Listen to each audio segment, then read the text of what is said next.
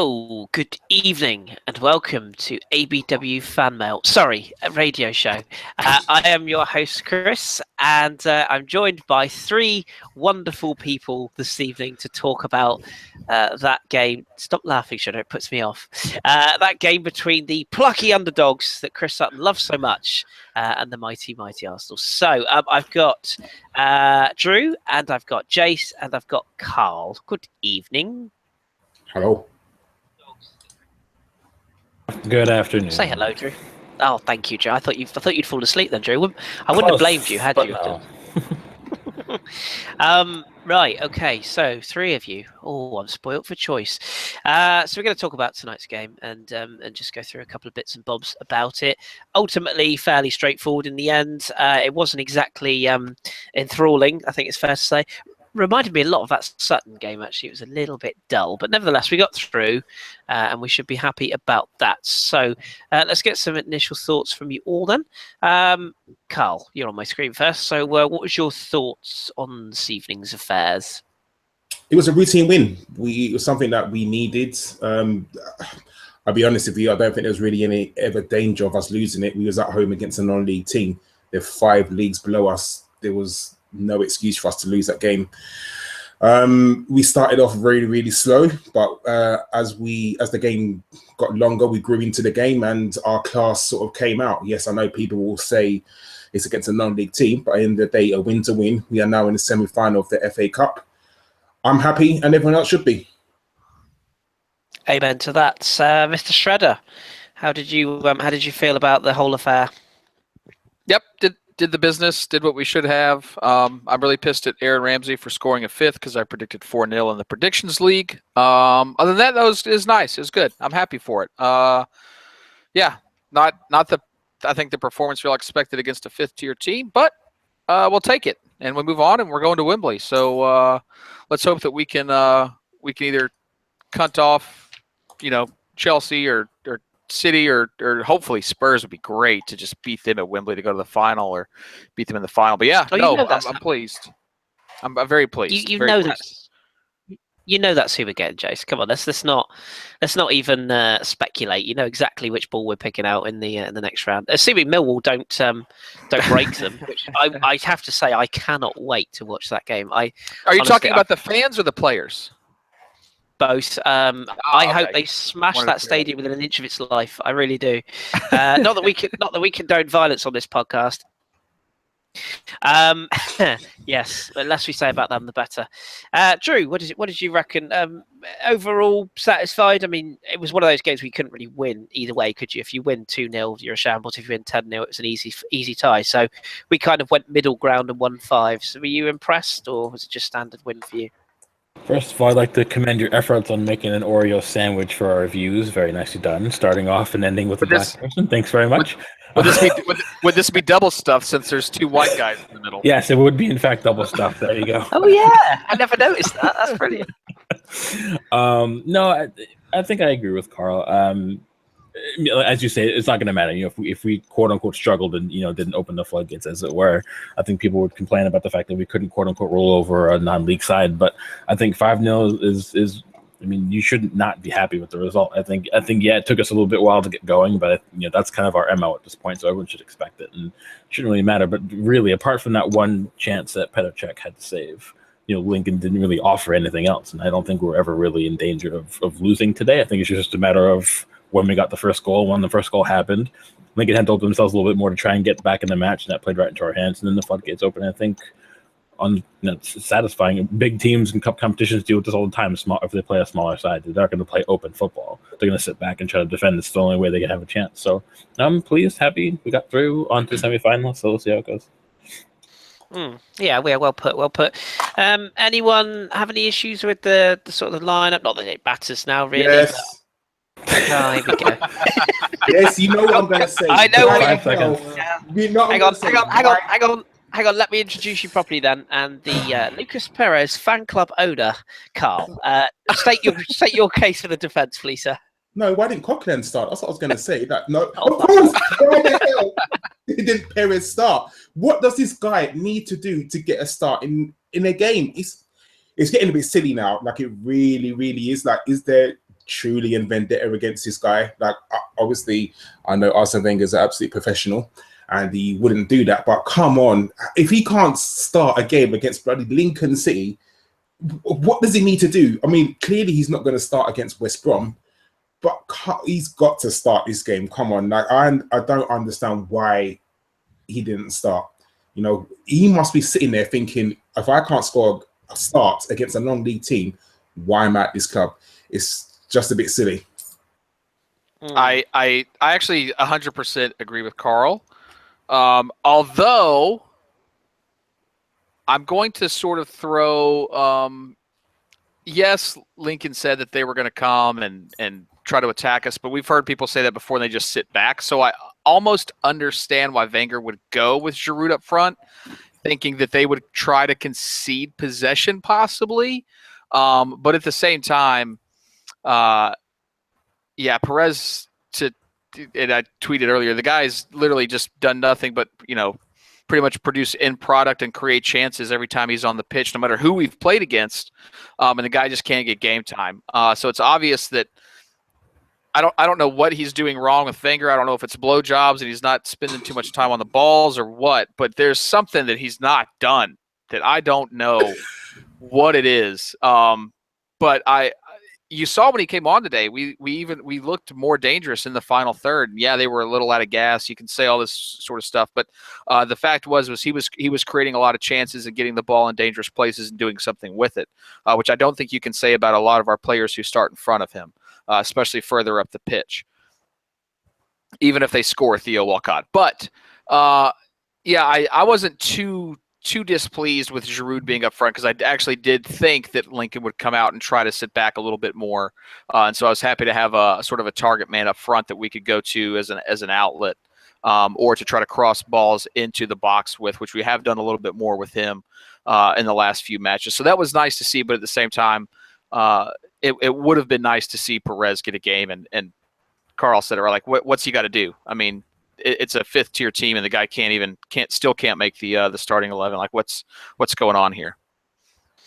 Well, all jokes aside, I was surprised he didn't start. I'll admit that. I was surprised he didn't start. But I'm not losing my hair over it. I might be losing my hair over it actually. But no, I'm not that bothered. If I know a lot of people are very upset about it, I'm not really that concerned. But no, fair enough. Okay, anybody else had any issues with that team? Anybody would have played anybody else? Changed things up at all? I actually would have liked to have seen Monreal today instead of Gibbs, because I don't think they're a very pacey. I don't think they're a very pacey team. It would have been good for them to get some game time, somebody to gain some confidence against. I don't know. Maybe I just have a soft spot for Nacho. But it would have been nice to see, and then possibly, when we were up more, we could have brought Gibbs on to sort of shore everything up defensively. But I thought Monreal could have been given the nod over Gibbs today to try to get some confidence under his belt and try to get him some minutes there. Fair enough. Yeah, fair enough. I can see the confidence element. Yeah, I can see that side. Okay. Right. Let's talk about some of the sort of game action. I'll use that term slightly loosely. Drew said on the outset of this game that we're on a bit of a hiding to nothing. Everybody, particularly the crew at BT Sport, happened to hope that we would lose. Of course, I'm sure they're gutted we won. I mean, we'll come on to them maybe later because I fancy a little bit of a rant. But I think, as we said on the outset, we expected to win. Were you concerned at the sort of lethargy of the first half performance? I know we went in a goal up, which we'll touch on in a second, but overall, was that a concern, or did it just sort of reek of a game to you that you knew what we were going to get after what happened on Wednesday? Maybe so. I mean, even though it's, the players are going to come into the match and know that it's a game they're expected to win and there is a bit of a quality gap, but you're still going to be lacking in confidence after maybe the midweek, and sometimes you still work yourself back into the swing of things. And I'm not too displeased with it. We could have went up a little bit early if Ramsey didn't scuff that chance wide. He had a number of chances that he sort of spurned, but I think it showed a bit of intent. But I thought we were a little bit better at why Lincoln were happy to maybe sit a little bit thinner and on the pitch because of Giroud starting, and they were maybe afraid of the combination play we could have through the middle, and that gave us some space out wide where I don't think we utilized it enough. But when we did, the Ramsey chance was created as an example. I thought we did fine. I have issues with that one chance Lincoln did have where Chep came up pretty big, but we'll go into that later. But no, I don't think that a lot of fans want us. It's a fifth tier side, so they're going to want us to come in and boss the match, and play them off the park and go into the half 3-4-0 up and then put it to bed. I understand that sentiment, obviously, but confidence is a factor that I don't think a lot of fans take into account, and because we might be a little bit short of it, given what happened in Champions League, it might just take us a little bit longer to work our way into it. I think it did, but we didn't have. We didn't create a ton of chances ourselves that first half, but I don't really think that, again, I wasn't really concerned. I mean, I would have liked an earlier goal, yes. But, on the end of it, I think we're fine. I think we were fine. So. Yeah, I think you summed up my feelings there. I genuinely, I know I suppose it sounds a bit cocksure, but I was messaging my mate Gaz and saying I really just didn't have any concerns about this at all. I felt it would be comfortable all along, and I think the goal before half-time was probably a good time just to remind them that they were 5 divisions below us, because you do need to stamp your authority on games like this. And Jace, we did that with a Theo Walcott goal. A couple of little deflections, but all in all, decent take from Theo. Calm, composed, which is more than can be said for some of our players first half. And he put us one up. So credit to Theo. He's looked sharp in recent weeks again. In front of goal, I still don't know if he offers everything fans really want out of him completely, because I do think there are times when he goes missing, but then he always seems to pop up with that important goal. And I had picked him to score first today, just because he can be dangerous. So when we played Bayern a few years ago, we played Barca, they all sort of singled him out as the one area where they could really be taken advantage of, was his pace down our right side. So. But no, it was a really good, a really well taken goal. Let me actually speak proper English and grammar here. And I definitely think we did it at the right time as well. We don't often get a goal going like into halftime that sort of gives us that extra lift that I think really carried us on after, especially the first 10 to 15 minutes. Lincoln actually looked sort of up for it and like they were going to give us more problems than they eventually ended up giving us. So, I was really pleased with it. Very, very calmly taken, just sort of pinpoint passed it right into the goal, took the deflection, but it was, I think it was going in either way. I'm really, really happy for him, and hopefully he can, I think if he can continue to be as clinical as he has been over recent weeks for us, like coming up with these sort of goals like that, then he'll continue to get the playing time, and I won't be too upset with that. But I would like to see just a little more out of him defensively, and I would like to see him working probably a little bit better off the ball, when we're not as far up the pitch. He does a lot of great work in our attacking third, but I think he can offer us more with some runs when we've got the ball more in the middle of the pitch to help us unlock defenses. I think that's the one area where, 4 or 5 years ago, that's what you would try to do. Get Theo the ball in open space down that right wing. And I can't really remember the last time we've played it to his feet in space where he can just run with the ball at people, which I think we need to try to find a way to do that again. Yeah, well summed up. I think really, other than that, there wasn't a lot to talk about in the first half. We can maybe talk about some of the players not starting particularly brilliantly, but literally that was kind of it. So, Karl, we'll leave the first half behind. Can I just say Anthony Taylor Anthony Taylor scored 2 in the first half with 2 yellow cards for Arsenal, by the way. We might touch on some just throwing that out there because he's a cunt. Go ahead. Sorry. Okay, it's fine. What's been told about that use of that word, Jason? Come on, let's just rein it in a bit. We might offend people. Well, if you're offended by that, then good luck to you in life. I agree. Carl, let's get this back on the road quickly. So 2-0. I don't think this goal got as much credit as it probably should have. Just in the way that there's a little bit of a bobble before Giroud put it in, and it was a little bit kind of it was incisive. That's the word I'm going to go with. It's a nice bit of football though. The one thing that a lot of fans have criticised us for in recent times is we're not incisive enough. We don't use the ball well enough, and we got a rather lovely second goal. So your thoughts while I go and rescue my cat who's just run away. Sorry, carry on. He's behind you. The other side. Other side. No, the other one. Not that one. The other one. Oh, right. Carry on. Yeah, it was a nice little pass in the box. I think the ball was wide to Ozil. Ozil passed it inside to Walcott. Walcott to Bellerin. And Bellerin to Alexis. And I think in between that, I think Giroud kicked it, and even I was like, "Oh, you fucking idiot!" Like, how did you? My arms are up, and I was not happy. I thought to myself, "How the hell did he miss that?" But credit where credit's due. The ball came back to him, and he put the ball into the back of the net. You could say that was typical Wenger ball. Pass. This is typical Arsenal. But at the end of the day, it's what we do.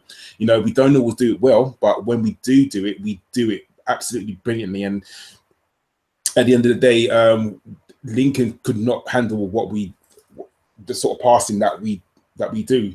They're not used to it. At the end of the day, they're used to playing with a striker like Giroud because he's big and he's slow. But at the end of the day, he makes space. He's an intelligent player. He didn't follow the ball. He just waits for his chance, and he doesn't get his head down. He miskicked the first chance, and obviously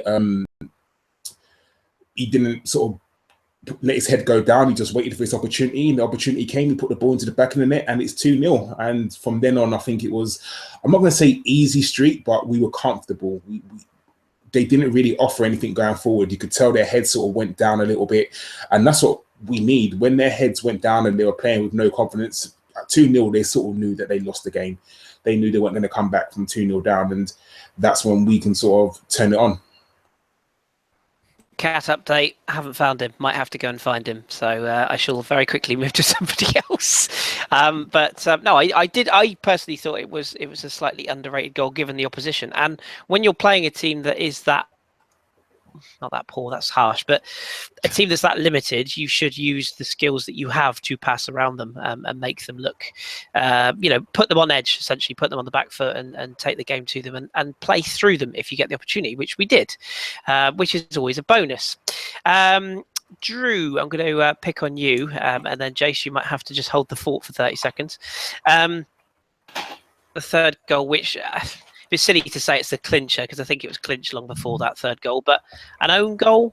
Kieran Gibbs. I found a cat. There he is. Kieran Gibbs getting to the byline, pulling the ball back, and the unfortunate waterfall dripped the ball into his own net. See what I did there? Good job I shut the window. Look at him. At that stage, were you sort of done and dusted there, Drew? Were you like, well, it's 3-0. If there was any concerns at all, they were finished at that stage, weren't they?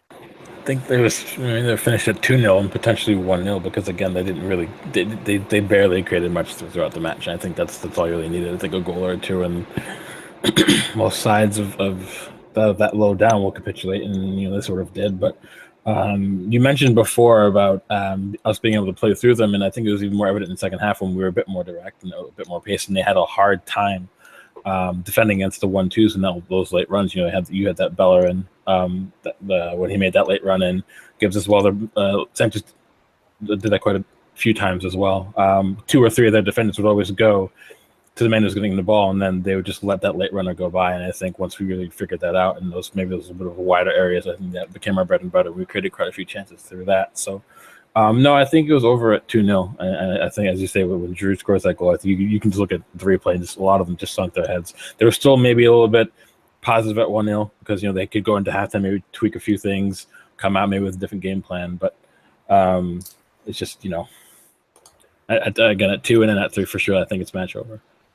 Yeah, I agree with that. I think, as you say, it's 2-0. It's probably done and dusted. But if there was any lingering doubts, then 3-0 certainly killed it. And again, decent run for Kieran Gibbs. It's a good job. He's good with his left foot, as better with his left foot than he is with his head. Less said about that, the better. And Karl, Alexis Sanchez, the man that everybody now hates, of course, decides to get his goal. Very good finish, this, wasn't it? I thought this was the one real moment of proper class in the game for me. It was a very, okay, granted, the Sunday League style defending that led to it wasn't the best, players jumping in all over the place, but the composure to just sort of slide roll the ball into the net from 20 yards. I find it funny they've given an assist to Mesut Ozil for that, because it was all Alexis's work. But yeah, lovely finish from a player who's been, he's been under a bit of duress this week, hasn't he? It's the age-old sort of saying, form is temporary, class is permanent. It just showed how good he actually is, and he is a very good player. He picked up the ball from Mesut. I think he ran through two players and literally just picked his spot, opened up his body into the corner. Just brilliant. I'm not saying that anyone could do that, but that's just a really, really good finish. It's a really good finish. If you look at it, I'm just watching it again now, and it's a really, it's really good, and it just shows that Alexis is the sort of player that I don't think anything really affects him. Now, of all this shit that's been going on with him recently, the guy just wants to play football. That's all he wants to do. He just wants to get out there and play football, and that's what he does. He's an energizer bunny. He doesn't stop running. Yeah, he gave the ball away a few times today, but overall, he was out and about. He was getting himself involved, and he never sort of lets his head go down. He was, it wasn't his best game today, but it wasn't his worst game at the same time. So credit where credit's due. He gets about. He doesn't let his head go down. He scored a brilliant goal. What more could you ask for him? Exactly, and I don't know whether you guys feel the same way, but for me, until he's no longer an Arsenal player, he's an Arsenal player. That's I know that's the most obvious statement in the world to make, but that's just how I see it. So, until such time as he's not wearing our colours, I will naturally support him. We shall see what happens in the summer on that one, of course.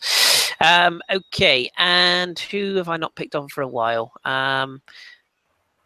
You, because I want to come to Jason in a second. So the fifth goal. Again, at that stage, they were done, weren't they? Aaron Ramsey walking the ball into the net. Even Aaron Ramsey couldn't miss from there. I know, I'm just joking. Jesus, before everyone loses their mess. But yeah, across come shot, goalkeeper not getting enough on it, and Aaron Ramsey literally walked it into the empty net. And overall, and so your kind of thoughts on where the goal went, where the game went at that point when we got the fifth goal? Were you happy for us to just sit off then? You're talking to me. That's for you. Sorry. Yeah, your voice always breaks up. I don't know. It's just at 5-0. I mean, people were tweeting, they wanted 6, 7, 8-0, and at that point, just there's no point. You can just literally take your foot off the pedal and just have a kick about, pass the ball around. At that point, there's no need to increase the score level. I know that people will want maybe instead of they'll want the morale boost. I'll go ahead and smashing a team, because how oftentimes do we actually go out and smash teams? But I think that scoreline, a lot of people predicted, 4, and Jace predicted 4-0. A lot of people predicted 4 or 5 before kickoff. So I think, that's about where we should have been, and just rest at that point. There's no need to go on and play as if you need more goals, because knowing our luck, that's when players go out and get injured. Again, at 5-0, Ramsey finally, he had 6 shots today. He finally got his goal. Just let that be that. It's simple as that. Just and move on to the next match. Yeah, agreed. Excuse me. I think you make a good point actually about going hell for leather when you're already comfortable, because the trouble is your body and your mind sort of goes, well, we've won the game. You start charging around at full speed, as you say. That's when hamstrings go twang. So yeah, I'm quite sort of comfortable with the idea that we got to 5 and then almost sort of called a ceasefire. Okay, so that's kind of the goals. Not a lot else to mention really in the game, other than a couple of player performances, a couple of individual things we can pick up on. So Jace, we can start with you. So you wanted to, you're quite pro Olivier Giroud, aren't you? And as am I. He's not looked. He's not. I think he's been a little bit hung out to dry the last couple of games, because he's been picked in sides that were pace everywhere, and then we've sort of decided to then go with him as the focal point, which it does seem a little bit strange, given the fact the manager clearly wants to go with this pace option. So he got his goal today. He worked hard, but first half especially, he really couldn't get into the game at all, could he? No, he couldn't. And we've seen that more recently as well. And he's still, I think the number total now is I think he's got 12 goals for us, and he still missed a few months early in the season as well. So it's not like he's been terrible for us, but I think what the biggest issue is when we have so much pace, we know he's not going to move around a whole lot. He's not going to interchange with other players up top. And so it seems static with him up there. And maybe seems is a hard word. Maybe it is static with him up there. Just playing alone. And I think today with everyone around him moving so well, interchanging, it just seemed like it was lacking. And I think there was a couple of times when we had the ball on the edge of the box, and I just looked at him, and he was just standing literally just on the penalty spot. And we want our strikers to be near the penalty spot, but he wasn't moving. He was flat-footed, stagnant right there. He was offering nothing. The ball would sort of come to the middle. He would take a step up and ask for the ball to be played to feet so he could play a little flick on, which we all know Giroud loves a one-touch flick on. But there's just his movement that he has had when we've had the ball has just not been as intelligent as it has been in years past. And I'm not quite sure why that is. And it's maybe he's having to adjust somewhat to the pace around him, that maybe we've never really played like that with the pace around him. We've always sort of played through him to the pace out wide. And now we're trying to play to the pace out wide into him. And I think that's maybe causing some difficulties, but he's not been up to snuff. And I've been somewhat disappointed, in some of his recent performances. And, as much as everybody knows, I'm a huge fan of his and will defend him till the day I die. I think right now, when we do try to go with pace, he needs to be that super sub that we can run them to death, wear them out, and then bring on him as that battering ram late in the match to just batter their center backs and try to play the ball to his feet. And I really just I really just hope that he can either figure out a way to move intelligently with the pace that we have in the team, or he needs to come off of the bench more. And either Perez needs to start or Iwobi needs to play out left. One of the two. I would prefer Perez to start personally. I think Iwobi is a bit jaded at this point. He's still young, still developing. People go, that's his development is why Perez isn't playing. Well, the problem with that is he hasn't looked sharp in months. So at what point does it do any good to leave a player out that's not going to gain any confidence? Let him get some confidence on the training ground. Let him get his legs back underneath him. He's still a really young guy. Dom has said it on the podcast, he's not going to go full matches right now. He's going to tire out quickly because he hasn't completely developed into the man that he's going to be. And I do think we all see the potential that he has. And that's why we give him I think that's why some people give him a longer leash. And I'm fine with that. But at the same time, at what point does player development come before winning matches? And that's why you've got to, if you're going to play with pace up front, you put Perez. If you want to play more directly, let's put Giroud up top. But let's try to fit our system around the players we're using instead of trying to fit the players to the system we're using. I think that's been the big problem with Giroud over the last probably the last 5 to 6 weeks here. Yeah, I think you make some good points. Does anybody want to come in on that at all? Because I'll give the case for the defence, or somebody might just want to agree. Anybody want to come in on that? Yeah, how Arsenal play, and I see a lot of people in the chat saying this, how Arsenal play, we don't play towards Giroud's strength. Arsenal has never been a team to get the ball down the line and pop crosses in. That's not how we play. We are a passing on the floor sort of team. So people are in the chat saying, oh, he got no service, is not we're not playing to his strengths. Unfortunately, you can't always play to one player's strengths. You have to play to how the team plays. We are a team that will put the ball on the floor and want our striker to run onto the ball. It's how we play. It's how we played for ages and ages and ages. And yeah, but Karl, when was the last time we did that since Van Persie left? Yeah, but I don't see why people we are now. we try to play through the striker with his back to goal so that we can have our wide players run onto those flicks. We haven't even played like that this year. That's the problem. Yeah, but what I'm saying is Giroud doesn't work like that. Giroud works on putting the ball into the box and him getting on headers and things like that. We don't put the ball into the box like that in the air. We do it on the floor. When's the last time you saw Walcott run down the wing, pop across into the box, and Giroud score? It's not how we play. It's not how we played for absolute ages. So people are saying, oh, he gets no service. He just gets the wrong service. That's the difference. And yes, maybe we do need to adapt our game to play to Giroud, but we just don't do it. For some other reason, we just don't do it. No, so I rebuttal to this, because I do somewhat agree with Karl on this. We're not a team that wants to play from wide areas into the center.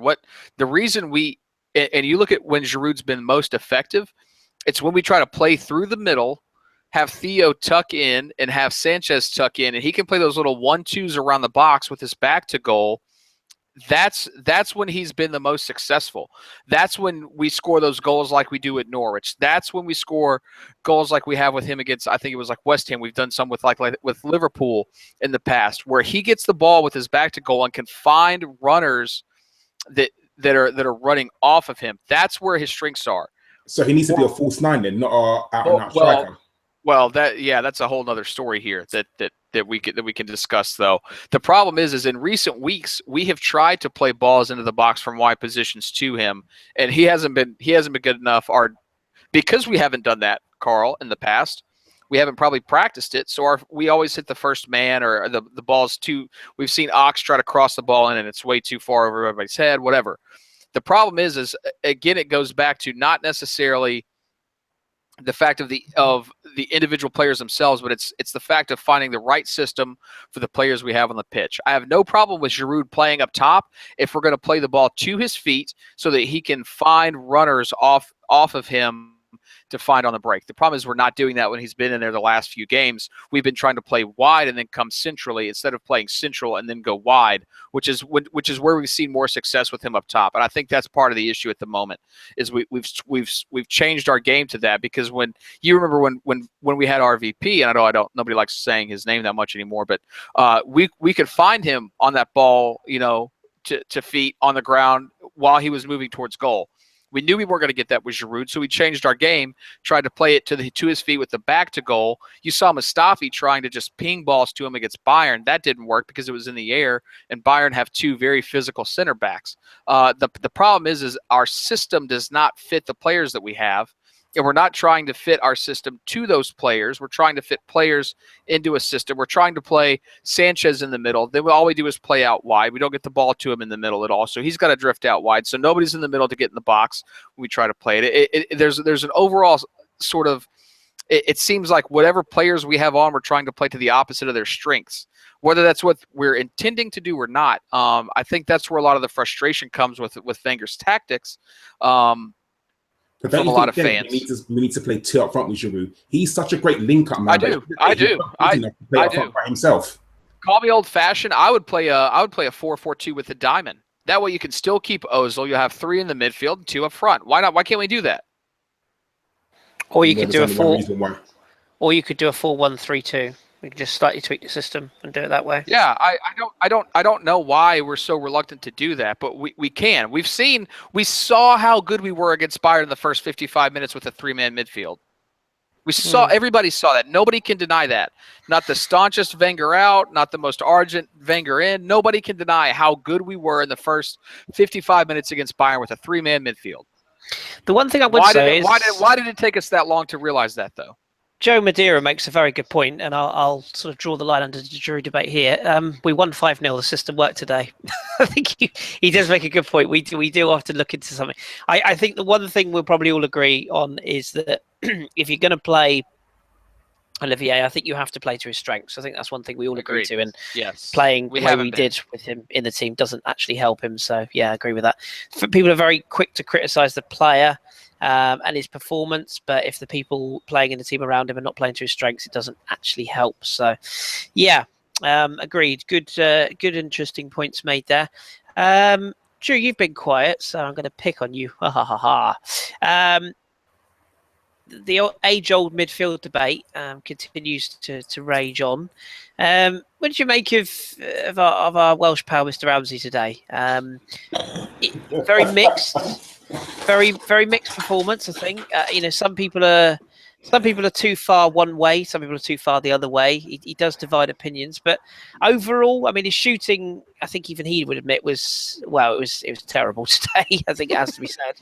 But his overall performance gave the ball away a bit. Again, I don't know. Are we just sort of seeing a player that a little bit like Granit Xhaka doesn't really know his role in the team at the moment?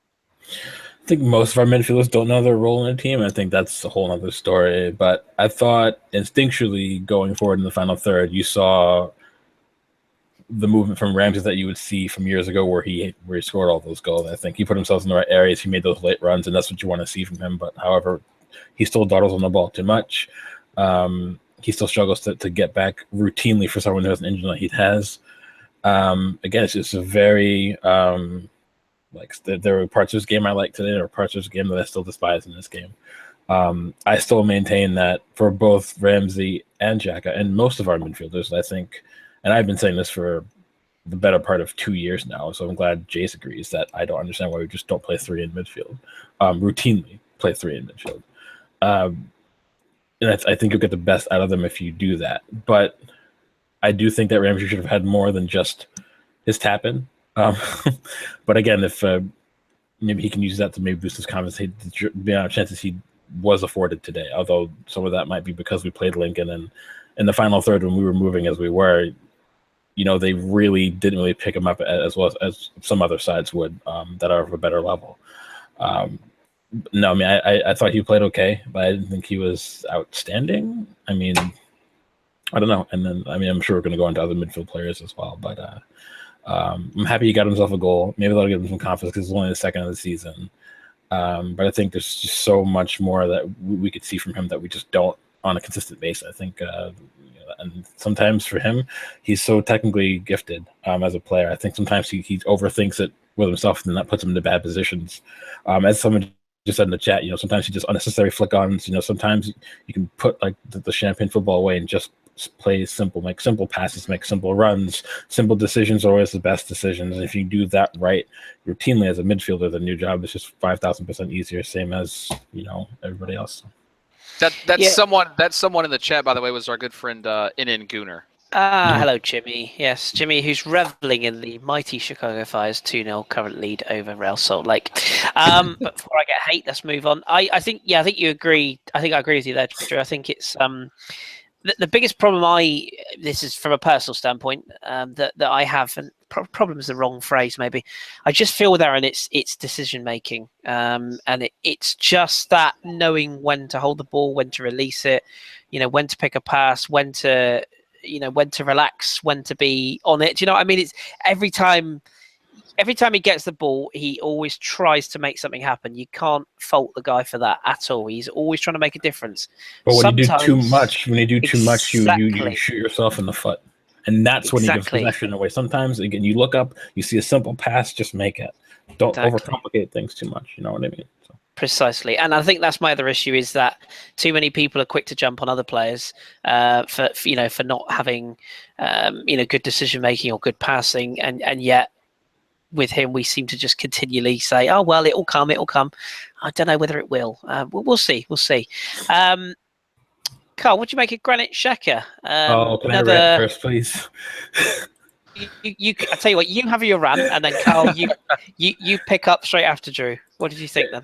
It's not so much of a rant. It's that he did some good things today. You did see his range of passing today. I thought was on display. I thought in that area, I think he did well. But I think you also saw one of his drawbacks in his game is that he is not mobile as a center midfielder. And when he had that yellow card, which was a yellow, it was studs up into the shin. So people can say that, how come that was a foul, but the things that Lincoln did wasn't a foul. That's just peripheral. Xhaka's was a yellow. The issue for me, and I'm going to go back to that chance that Arnold had, that checkmate, that save. You see right when Arnold cut in and he got past Gibbs and Koscielny, right before he got into the box, Xhaka had a chance to challenge him, but he pulled away because he was on the yellow and he was afraid of getting booked again and causing a foul. And I go back to that because if you make a better decision early in a match and you don't get booked, you can then make that challenge and maybe wipe that chance away. Because it took a pretty decent save from Czech to actually keep it 0-0. And I think that, again, he needs to know he still struggles with when to foul, when not to foul. And when he fouls, too oftentimes it's too much as well. Like, there's no need, if you're going to go in hard, fine, don't go studs up. Because maybe with a different ref on another day, studs up in the shin could be a red card depending on the ref's view of it. And I think that's one of the big areas of his game where I think he struggles. I like the fact that he is physical because we've needed it, and we can all agree that we've missed a real physical presence in midfield for God knows how long. But he needs to be smarter when he's being physical. And what bugs me is that when people say that, he needs to mature, and then he'll get better at that. Well, the fact is that he was a prominent midfielder for Gladbach for years before he came to us. He's worn the armband for them. He's worn the armband for the Swiss national team. So it's not about maturing. If he's wearing the armband for a club and country, then he's mature enough to get it, which means he's mature enough to not be making these same sort of silly mistakes. And for me, that's a big issue. I like the positives in this game, but the negatives in this game that I've seen for 3-4 years now still irk me. And that's why that goes back to the whole midfield three. I think people still bang on that he's a holding midfielder, and he's not. And I feel like he's not. When we expose him, he makes silly tackles. Because he does struggle in certain areas, and that's why I feel like if we can give Xhaka more cover in midfield, I think then you'll really see him really find his footing. But again, he might not know his role, and that's why he makes mistakes as well. So I think part of it is him. I think part of it's the system. I think part of it's the directions he is or isn't getting. I thought he was okay today, but again, that yellow card stood out for me because, again, if it's a smarter challenge before he doesn't get booked, then maybe he can stop Arnold before Arnold gets that chance. I thought that stood out, and that's one of the key areas I think people need to really understand more about. Silly yellow sometimes can really hurt you, especially from an midfielder, and we could have needed him at a later part in the match, and he couldn't really go 100%. He had to back away, and I thought that was a little bit telling, but I thought he was okay. But again, he's not setting the world alight, and I think we're gonna have to tweak a lot of things to really get that 35 million out of him because right now we paid for his potential. We didn't pay for anything. He's really doing week in, week out, and that for me is a little bit of annoying. So, yeah, Karl, do you want to come in on that? Because I agree with a lot of what Drew says there. I'll be honest, I've been largely underwhelmed, and it's not necessarily all down to the player. Some of the systems we play don't really suit his game, as Drew touched on there, and sometimes I do feel like he's exactly what Drew said there, really. He is an intelligent footballer. You can see that by the way he just distributes the ball, but he doesn't seem to do things at the right times with regards to tackling in particular, and he does often seem to just sort of drift out of games, and I don't know why. Whether it's just the system, I don't know, but have you got a view on his thought process or indeed his game today? Today I can't remember him doing much apart from the yellow card, and that kind of says a lot. Apart from his yellow card, I can't remember him doing actually anything. I don't know if it's adapted to the Premier League. I don't know if it's because the Premier League's faster than the German league. And I don't know whether it's the system. There's so many factors to this question. We just don't know. It may take him a season to bed in. Remember, he's just about coming up to play his first full season, and no one hits the ground running all the time. Very few people really do. So you have to kind of give him time, and who knows what the future holds for next season. Next season he could adapt and think, okay, now I know how the Premier League is, now I know what it's like, then go into it. I think he's coming with this reputation of this tough tackling midfielder, and that's why he gets kind of bad press about his tackling, and that's why he's tackling. I mean, today, don't get it wrong, that tackle today was a yellow card, and no one can sort of argue against that. It really was. But some of his tackles we know really haven't been yellow cards, but it's just that the referees got this concept that, he's a tough tackling midfielder, he's hard, so we now have to sort of punish him for some unknown reason. It's just ridiculous. But I'm just hoping you give him his first season, give him the benefit of the doubt. Like I said, no one comes into the Premier League, hits the ground running, and is brilliant their first season.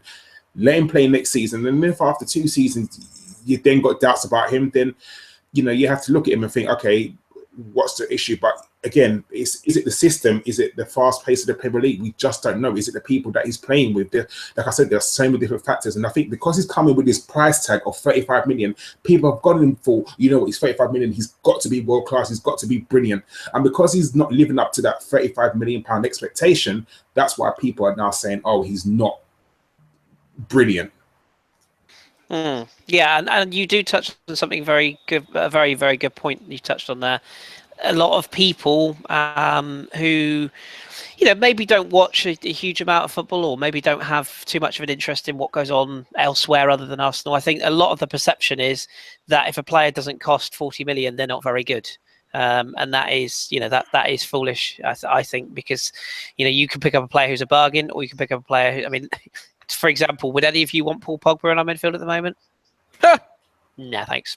That comes from a guy who really likes Paul Pogba at Juventus, but if the player's not utilised correctly in the right system at the right club, it can all come spiralling away and you can overpay massively. So I think it's fair to say we can all give Granit the benefit of the doubt this season and maybe hope for a little bit more next season, potentially, when he's fully adapted into the way we do things. But we'll move on from him. Jace, what did you make of Mesut Ozil today when he came on? Because he came on quite early for Alex Oxlade-Chamberlain, half an hour. So he had a good chunk of game time. I don't like to be too presumptuous on players because you never really know. This cat is doing my head in. You never really know their head or how mentally prepared they are or anything. We don't know. But didn't look remotely interested in this game, did he? Do you think it's the level of the opposition? Do you think it's what's going on behind the scenes, or do you just think it's Mesut? A combination of the three. I think I don't remember any other before this game, any other FA Cup games that he's been on the bench for this year. I don't, and I'm probably wrong, so people please call me out in the chat. But yeah, so I think coming in, he was like, all right, well, I'll get, 15, 20 minutes max at the end of the game. And then obviously Yax tweaks a hamstring and he's thrust in with the 23rd, 22nd minute, something like that. So, so that's always tough for a player to adapt to. And then, he looks like a player going through motions right now. He just doesn't quite seem, and I've always said and defended him often on the radio show here and on the podcast, is he's a languid player. He doesn't look like he's doing a lot, even when he's doing a lot. But right now, I think you can just see a player who's probably mentally exhausted with the season. Maybe not physically, but mentally. He's just not, something's not clicking for him. Whether it's, the rest of the players around him doesn't feel or doing, if it's the Alexis thing. I don't know if it's the contract thing. I don't quite know exactly what it is. And it's hard to put your finger on. Yeah, I've heard a lot of people say he's a luxury player for us, that he shouldn't, Danny said that he shouldn't play a single minute for us the rest of the year and he should be sold in the summer. I don't completely agree with that. I do disagree with that. I do disagree. I do think we should try to sign him because he's on his day, and I've said this, on his day, when he wants to be the best player on the pitch, he's the best player on the pitch. He does have a bit of, to me, sort of an attitude problem, especially at the moment, where it just doesn't seem like he knows we're not in it for the championship anymore. He's probably got his eye on the off season and not on this next match, which is unfortunate because we've all seen how good he can be. I want to say probably, and it's odd to say, especially in the Premier League, but I think you look at his first 3 to 4 months for us, and he was unreal. You look at the beginning, I think it was the beginning of last season or the year before, when he had I think 19 or 20 assists before January. That's the type of Mesut I think we all expected, game in and game out, and we're just not getting that now. And so it's a bit unfortunate. And I think part of it is I think we have sort of tweaked the way we play a little bit. And he's having to adapt to it. We're not set up completely to 100% fit his role in the team. And I think he's going through the same drought a lot of our players are going through right now. It's tough to say that anybody in front of the back four is having a good season at this moment, other than maybe Alexis just with his goal scoring. who's now 21 goals in all competitions on the year now, which is great. But it's really tough. And then you get a player who we've known can be easily upset, like a Mesut Ozil. It's hard. It's hard to be able to say exactly what it is. But I do think we as fans can expect more from him, because we've seen what he's capable of doing week in and week out in this league. We know the type of quality that he has, and he's not lived up to that recently. And it's very sad, because he's a player who, I really, when we signed, I thought it was game changing for us. I really did. And I still think he's worth every penny that we bought for him, but at the same time, right now, he's lacking in a few areas, and I think not only him, but a lot of players need to really step their game up to realize their full potential, no matter what system they're in. You're great individual players, and great players find a way, despite a system, to put in good performances, and our players at the moment aren't doing that. Do you not think he hampers the way we sort of play, though? What's that? Do you not think he hampers the way we play? No, I actually don't. I don't. I don't think we've set up to play the way that suits his game. But how often have we released runners for him to find that slide pass through ball that he was so known for? But that's his game. Like, yes, we have to tweak some to the players, and the players have to tweak some to the system. But there's a mutual coming together that's not happening right now from the coach and the players, and they all deserve blame, all of them, because nobody's playing to the level that they all should be. From 1 to 11, nobody's playing how they should be, and the coach isn't setting the players up to play to setting the players up for success. So there's, I don't want to play the blame game, but there's a lot of blame to go around throughout the club. And it's not just Mesut Ozil, it's not just Francis Coquelin, it's not just Olivier Giroud. It's a lot of people aren't taking it upon themselves, because I don't think we have a whole lot of actual leaders in this team. And I think that's the bigger indictment. Nobody's taking it on themselves. You can point and gesticulate all you want, and we've seen that with Sanchez, and we've seen that with Flamini. That doesn't mean you're a leader. It means you point and gesticulate.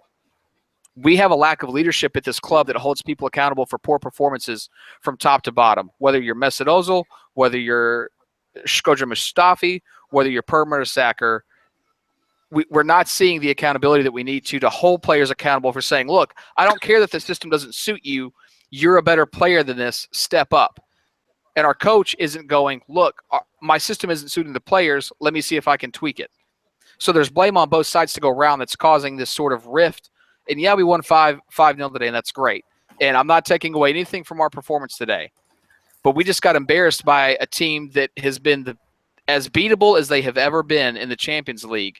And we just let them beat us on aggregate 10-2, because there's nobody taking accountability for their own actions or for their teammates' actions and calling people out in the way that they should. And there's a respectable way to do that, and Sanchez doesn't do that. There's a respectable way to do that, and it's not happening right now. And and I think it's just the overall frustration, and it's my frustration as a fan, and that's why I've gone off on this slight Carpenter rant. Is because it's Steve, to be honest. It's not an individual player being out of form. Almost all of our players are not playing to their ability, and our coach is not getting the best of the ability out of our players. And so there's a lot of accountability and a lot of soul searching that needs to go on in our dressing room and our coaching staff from top to bottom, regardless of the board, regardless of Kroenke, anything. Like, there's a lot of soul searching, regardless of if you're Wenger in, Wenger out. There's a lot of soul searching that needs to go on. If you're a professional athlete, why you're not giving your best week in and week out? Because even if you know you're not going to be here next year, if you play in the U.S. of their best year, the last year of their contract. Theo Always have the best year. Yeah, Theo Walcott's a great example of that. Sanchez and Ozil know that they're on the market right now. They're putting themselves on the market. Are they holding, like, if you're another team, are you really interested in watching a half-assed Mesut Ozil run around against Lincoln for 70 minutes? You're like, it probably takes about 10,000 pounds a week off of his pay. right? You're playing for your paycheck. And if you, I don't care if you want to be here next year or not. If you want a bigger paycheck like you're supposedly asking for, you better fucking put the performance in. Because if I slack off at my job, I'm gone. And I'm only making like $35,000 a year. Yeah, but we know right? that professional athletes, real life is two different things. We know this. At the end of the day, but that's part of the mental issue in players. That affects performances, whether we want to say it does or not, and whether it should or shouldn't, it does. That's the problem, and that's something that our players aren't recognizing from front to back. And that's, I think, where a lot of the frustration from our fans is coming from. Is we don't seem, or the players don't seem to care. Whether they do care or not, it's another story. They don't. The perception is they don't care. And like Andrew said on the podcast, perception's reality, especially for fans. I don't think our club's alone in that. That's the only thing I would say on that one. I'm not disagreeing with that. There's a lot of professional players who do the exact same and go through the motions week in and week out. The problem is I don't give a fuck about those players and those teams because I don't support them. I support the Arsenal. That's the team that I give a fuck about, and my players are doing that, and it pisses me off. Yeah, but no, I agree. How do you change that? You don't, unless you sit every single individual player down and you ask the reason. What's the reason why they're playing for this club? It's like there was a pod a while ago, and it spoke about how the youth players, they think they've made it when they start earning £20,000-30,000 a week. Now, regardless of what you think, the end goal for majority of these players is money. They ultimately play this game for money. It is their job. It's just like we go to work every day for money. It's their job. And for us as fans, we look at it and think, oh, do you know what? I would love to go out and play football. I wouldn't care how much they paid me. I would play for free. And, for us as fans, that's what we would easily say that, of course, because we have a passion for this game. And in the day, those players wake up every morning and think, well, I'm not saying that all of them think that, but they ultimately wake up and play for a football club, move to different countries for money. How many people in the world moved from country to country to country to play for a club? It's ultimately for money. A player from a club from this country is going to pay you more. Oh, I'm going to move to that country. A club is going to pay you more in that country. Oh, I'm going to move to that country.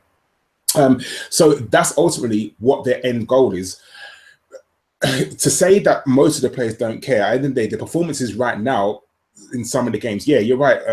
What you're saying, it doesn't always look like they care, but ultimately, you said that no one's accountable. Someone has to be accountable. Someone has to take the blame. And I hate to use the word blame because it's not always nice, but someone has to be there to say, right, what is the reason? Are they not being motivated? Are they not being trained properly? Are they just...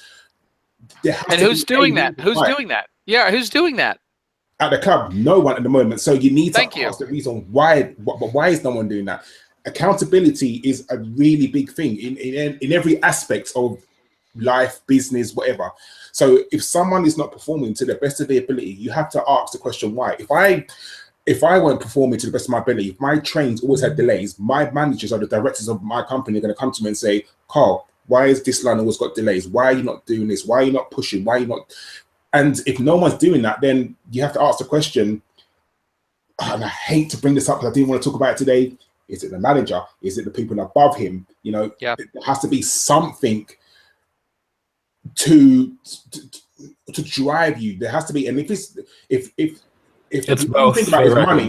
what you think about is money, then you're never going to have enough money to make you happy. Now, you'd think that the drive to win trophies is going to be what you need to think to yourself, right, I'm going to play well because I want to win this trophy.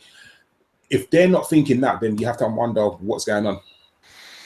At the risk of cutting this short, and I am going to cut it short, sadly, because that was brilliant, really, really good. The trouble is, I'll get in trouble from the powers that be because that was almost a podcast topic rather than a game topic. So I have to bring it back to today, sadly. But yes, I think both of you need that was today. That was Mesut Ozil's. How did we get from that to Mesut? Yeah, that's okay. That's you asked on Mesut Ozil. I gave my honest response, and Danny can suck it. Fair enough. I think again the one thing we agree on is that Mesut's future is far from being resolved, and I think the worst possible thing that could have happened via UEFA, it has to be said, because I'm sorry, anyone that wants to come on here and tell me that Barcelona deserved to beat PSG the other night by 6 goals is a liar. But unfortunately, because we all know that in the UEFA Champions League, Barcelona have to go through to the quarterfinals. We know that's the law. That was the worst possible thing that could have happened for Arsenal, because I think a certain Chilean will be accepting a lot of Qatari dollars to shift his bum to France in the summer. But that's just my opinion.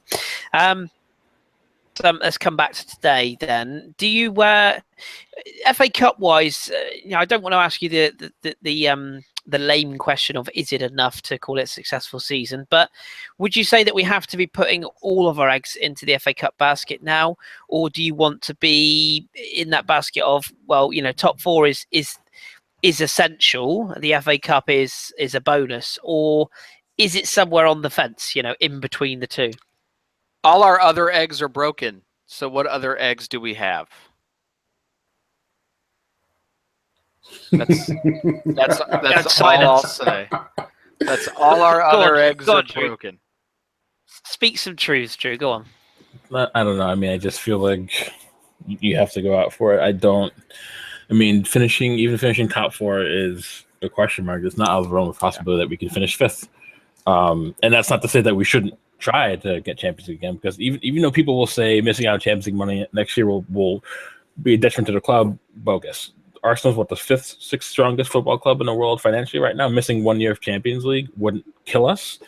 Ideally, we want to be in the Champions League because that's how you draw good players. And I'm not saying we shouldn't target a top 4 place. However, we do have to push all out for FA Cup.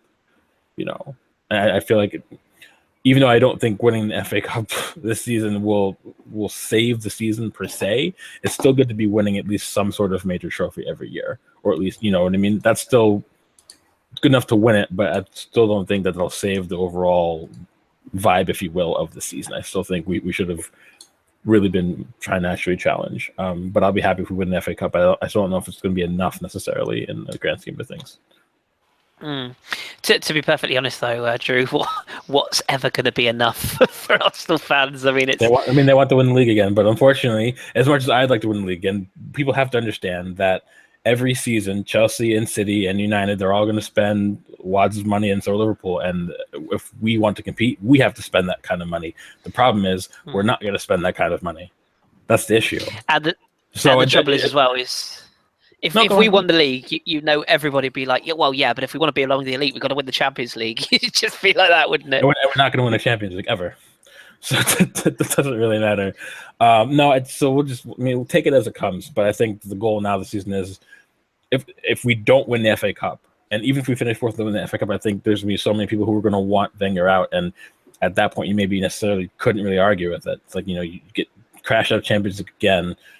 Even if you finish top 4 without a major trophy, a lot of people are going to feel like that's going to pad their argument for wanting the manager to leave. And I don't want to turn this into a Wenger in and Wenger out show, because I've had enough debates with people about this for the last however many months. But the FA Cup has to be like, we have to win it. We have to win it. I think that's it. I mean, again, that doesn't mean we shouldn't target a higher possible finish in the league, but I think winning the FA Cup needs to be a priority as well, for sure.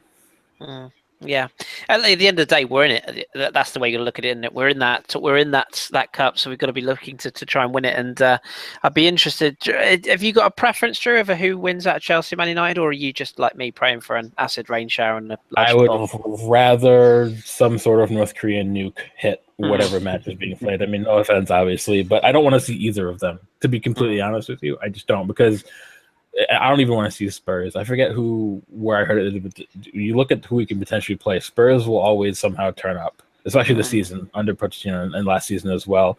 I don't think we can beat Chelsea. I honestly think our best chance would be United, to be fair, but I still don't want to see them either. I think no matter where you swing it, we're gonna have to put in our best performances of the rest of the season in the semifinals, and then if we make it to win that FA Cup. I don't know if we're capable, because if you look at our league fixture schedule for the rest of the season, there are a lot of tough matches in that as well. We still have a lot of traveling to do to a lot of tough grounds. That could also be potentially mentally taxing. So it's going to be tough no matter what. But we have the players to really blow through it and come through if we can. But I don't know if we will, and that's the big question. I don't want to speculate, obviously, because there's no point. But it's not going to be easy. But maybe we'll rise up and surprise us all. We'll see. especially on a one-off game, and we are capable of beating any. Obviously we've got City left, and we've got City gone through today, past Chester City, as I like to call them now. They got through against Middlesbrough, which was like kicking a blind man's stick away, to be honest, wasn't it? But they're through. I think in a very weird way, I wouldn't fear. I certainly wouldn't fear Spurs. I never do. I can't. I wouldn't fear City. I have my issues with playing Mourinho's side. You just know that horrible little cretin will do something to wangle the tide his way. It's hard, isn't it? It's hard. I mean, at the end of the day, you're going to have to beat one of these big sides if you want to win it. So whoever we get, we'll see where we end up. But I personally, I said it when all these teams got through, assuming Spurs beat Millwall, which they will. I said it'll be Arsenal, Spurs, Man City, Man United in the semi-finals. I can just see it coming. Really can. But yes, okay. Jace, you got a question, haven't you? I do have a question. So I said all of our eggs were broken except for the FA Cup. The biggest egg of them all. We're sort of we're still in the battle for fourth. Okay, whatever. If we get it, we get it. If we don't, we don't. But is Spurs away to White Hart Lane in the last North London derby at the shithole, is that our season? And I would love to have specifically Kris and Karl's answer on this. Does Go that? fuck yourself. How about that? You've angered the New Yorkian. It's all gone wrong. I know. Well, we hate Chelsea more. Drive my cab in your window. We hate Chelsea more in the States. So I wanted to ask the one from London and the one who lives in England who's from close to London. So yeah, is that really sort of what our season aim should be? Is to beat the Spuds at the shithole for the last time? I mean, and hopefully, it would be nice. It would be nice if it would lead to a nice St. Totteringham's Day, but that's looking less and less, likely. I'll give the floor to Karl first. Should it be our season goal? No. I'm sorry. Arsenal Football Club is bigger than just beating Spurs at their ground. Yes, it would be lovely to do it, and I think that we can do it, but that shouldn't be our only goal within the season. Our goal should be to finish as high at the table as humanly possible and to try and win the FA Cup. Don't get it wrong, I would absolutely love to go to Spurs in the last North London derby at their shit ground and beat them. I absolutely would love it. I genuinely would. But I don't think that should be the be-all and end-all of our season. We are bigger than just trying to beat that shitty team from up the road. We have to concentrate on the FA Cup. The FA Cup right now, like you said, Jason, is our goal. That is what we should be aiming towards and finishing as high up the table as humanly possible. Just beating Spurs, for me, doesn't cut it. Like, I don't really care. Like, it's 3 points. End of the day, you beat them, yes, but at the end of the day, it's only 3 points. And I get that it may move us higher up the table, but just to say, oh yeah, look, we beat Spurs on the last North London derby, but finished fifth and not win the FA Cup, that won't do anything for me personally. I'm not one of these people that go around saying, oh look, we haven't won a trophy and we're outside the top four, but we beat Tottenham. Hey, like, I don't care. Like, I genuinely, that's not enough for me personally. I want us to lift the trophy at the end of the season. I want us to finish in the top four. I want us to finish in the top two. I want us to finish top one. But obviously, that's very unlikely this season. So, in answer to your questions, I just carpented it up. No, it's not enough for me. A very fine job you did as well, Karl. Mine will be shorter, really, because I agree with everything Karl said there. It's a small team mentality to think that your season falls. I know what you're saying, Jason. I'm not saying it's a whole season, but I know what you meant. It's a small mind mentality when you look at the club. The club is your direct rival that your season hangs on beating them. If you are I don't know, Portsmouth, you want to beat Southampton every season. If you're Plymouth, you want to beat Exeter. But that's a small mentality, and that is that is what it is. We should not be looking and basing our season around what our neighbours are doing. I couldn't give a fuck if they went up with a puff of smoke or won the Champions League. I couldn't give a toss. Of course it would make me feel sick to my stomach if they did the latter, but I don't care. Their history is what it is, full of shit and noncy blokes who walk around with, Karl knows what I mean, as does Jace. Drew, I'll send you the video later. But no, it is small club mentality. Our goal now, like Karl said, is try and win the FA Cup, finish as high as we can. I mean, I still think we're in with a shot of finishing second, which sounds ridiculous, really, when you look at it because of our form. But we've been through worse patches of forms than this before. I hate Spurs. I will always hate Spurs. I will never ever give them any credit.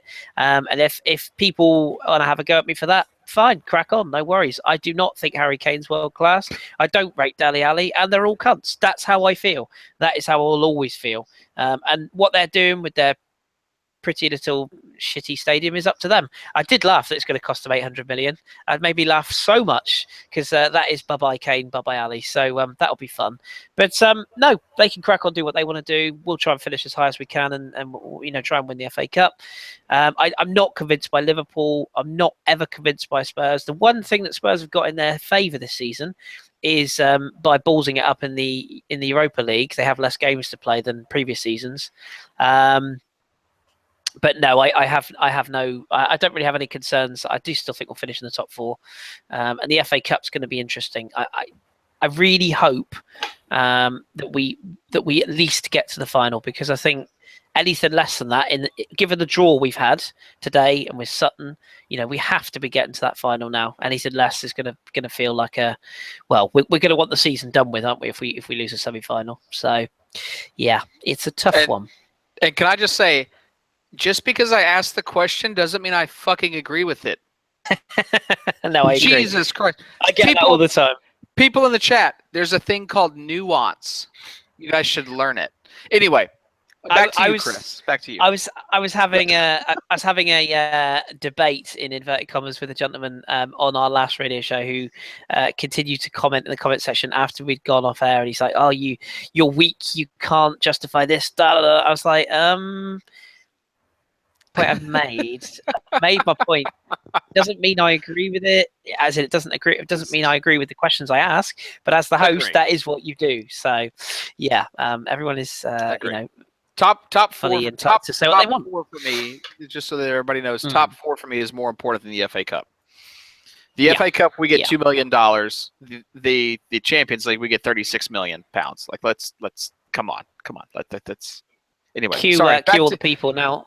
Yeah, back to you, cue all the people now in the chat box going, "Oh, we win pounds." You ain't spending the money. That's a simple world, isn't it? But no, I'm in full agreement. I think top four has got to be the aim. That's got to be the essential, and an FA Cup will be a jolly nice bonus going into a summer, which is probably going to be fraught with more turmoil. Nevertheless, but still, okay. We'll take a couple of questions. I know we've gone a little bit off piece today, but it sounds silly, doesn't it, going off piece to the 5-0 win? But as arrogant as it sounds, as a club the size of Arsenal, we should be beating Lincoln City. That's just the way it is. And definitely. And I know Burnley would have, we just said the same thing about Burnley, but they didn't beat them. We did. I'm confident that we've come through. I hope the Oxlade-Chamberlain injury isn't serious. Because that would be a blow. I presume David Ospina was injured today as well. I presume that's why Czech got the nod, given Martinez was on the bench. Groin, okay. So let's hope everybody else stayed healthy. Lucas Perez's dive was interesting. I did think it was very interesting how the Xhaka tackle was booked, and yet not a lot was made of the horrific challenge. Was it on Alexis late on? I think it was by one of their players. I get the whole he was frustrated thing. Well, that doesn't excuse you breaking someone's legs. So thanks for that. Just before we take questions, at the risk of alienating our American cousins here, I'm going to have to ask this to Karl, because I guess he'd have been the only one who got the same feed I got. We all had the same. We all had the same feed, by the way. We had Chris Sutton over here too. Oh, you did? Okay. Well, I was just going to ask you. Chris Sutton, are you slightly concerned that a man of his age still has yet to lose his virginity? Because I'm not convinced that his children are actually his own. I think he stole them from someone, because there's no way that man has ever had intercourse. He's such a miserable fuck, isn't he? What I don't agree with is getting a Tottenham player / a manager to comment on an Arsenal game. It's the same as when you get Gary Neville to comment on a United game. They're going to be very, very biased. And I know BT Sports is full of the Tottenham and Liverpool playing people, but I just think it's stupid to get a person who's played and also managed our direct rivals to comment on an Arsenal game. Why would you do that? It's just, I don't know, it's just really, really pathetic by BT Sports to do that, or the television company. And I know what they want. They wanted sort of someone to be objective, and I've used that word very, very loosely, because what they wanted was for Lincoln to win the game, and then for Chris Sutton to be like, oh yeah, that's Arsenal all over. They couldn't win and blah blah blah. Well, fuck you, Chris Sutton. We won 5-0. We're in the semi-final of the FA Cup. We didn't lose the game, but it's just very stupid to get someone from your direct rivals to comment on your game. I don't get that at all. And also, I thought the coverage as a whole as well. I mean, Chris Sutton was obviously, an abortion, but also the general feel for BT Sport. And we had this in the last round, when Sutton were smashing some of our players up in the air. Oh, that's the spirit of the FA Cup. Or there was one moment when I think Alexis Sanchez was nearly put in the stand. He's like, here he comes. Woof, goes Chris Sutton. I'm like, are you fucking for real, mate? Like, this is your job. Like, what made me laugh is, didn't the guy tweet and say, oh, I'm going to take out Alexis? Now, if that's not indicating violent conduct, I don't know what is. And then when they actually did it, he got away with it. Stupid. Yeah, it is. It is. I just, as I say, I don't really like to get on things like referees' backs or comments. I do understand it's, I know they have to be a little bit controversial to, Robbie Savage is another one, isn't he? Courts controversy. I know what they're doing. TalkSport, another one, but I just think it's really a bit shit. I mean, we do a YouTube show. We're not paid to do this. So if we want to be unprofessional, we'll be unprofessional. Like, we can. That is our choice, because we're that's right, cunts. A YouTube, yeah. but you know what I mean, don't you? We can be ourselves on here, because that's how we choose to be. We're not a channel that particularly welcomes people cutting each other off for no apparent reason, but. That's, and I'm not genuine. That isn't a dig at others, but that isn't what I like to have on here. But if you want to have a bit of a rant, you can do it on here. That's cool. But on a national broadcast, it's just a bit. Here's the problem. Here's that other issue, though, Chris, is that even when we have rants, we're still somewhat like objective about it, and we can see the other side of the argument. In the most part, yeah. And there's a lot of times when, even with professional media, that they don't do that. They don't see the other side. There's no nuance to the debate. Everything's black or white. There's no gray. And there's a lot of gray in everything going on with the club right now, and everything. And that's where the issue comes in, when people don't use they don't even try to see the other side's opinion of it, which I do think a credit to you, Chris, Danny, Gimli, and Jace, who's hosted a bunch on the pod recently, as well as our good friend OG, who was in the chat earlier, who does the blogs, is the fact that they do try to have differing opinions so that we can see each side of the debate and then make your mind up for yourself, which I think that's one of the things that does set us apart. Yeah, agreed. Yes, well, nevertheless, I take great pride and happiness knowing that we have ruined Chris Sutton's weekend. So that makes me happy. And here's a thought: imagine being locked in a room wearing nothing but an Arsenal shirt with Craig Burley and Chris Sutton. I'll just let that one hang there. We'll finish with some questions as usual, because you lovely people have put some questions in the box. So, Karl, I'm going to put you in charge of these, and I'm going to give the first one to Drew, because I want to get him to give his thoughts. Drew, first question, if I can find it. That one's for me, so there's no point asking you that one. Joe Madeira, 1993. Why are fans dismissing the FA Cup as a trophy? If we win it this year, it means Arsenal would have won 3 trophies in 4 years. That's great. What do you think to that, Drew? Because I actually am inclined to agree with him, to be honest. Simple answer is because we've won FA Cups during our league drought, and we have one league that they want the league. I think they see the league as a bigger status symbol, and I think Their opinion is that if you win the league, then that'll be a more attractive proposition for potential new players coming in rather than just winning FA Cups. I still give credit to the FA Cup being one of the more difficult trophies to win, obviously, especially when you have potential semifinal matches that we're about to have. But I think just players they want the league so much. I don't think they care about anything else. I think it's just that simple, honestly. Yeah, it's a very good. It's a very good point raised, though, because people do often speak about, trophies and not being competitive and all that. And I think what they really should be saying is not competitive or winning trophies in the league, because there's two very different things between winning something and not taking trophies or silverware. So, yeah, I think that's a good question, that one. I'll quickly answer this one then, because he asked me, Force of Football question for me. Would I take Kovacevic at the club? Young, can dribble through, replacement for Santi.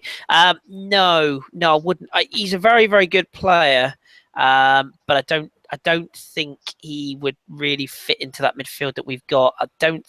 Disciplinary wise, I don't think he's particularly there. Hasn't convinced everyone at Real Madrid yet, which, why should we be buying a player that hasn't really convinced another big team? That would be my argument to that one. So, no, very, very talented, but I think if we were going to get him, it would have been when he left Inter, not now. So, probably not for me. There are better options for the Santi role, in my opinion, but that's just me.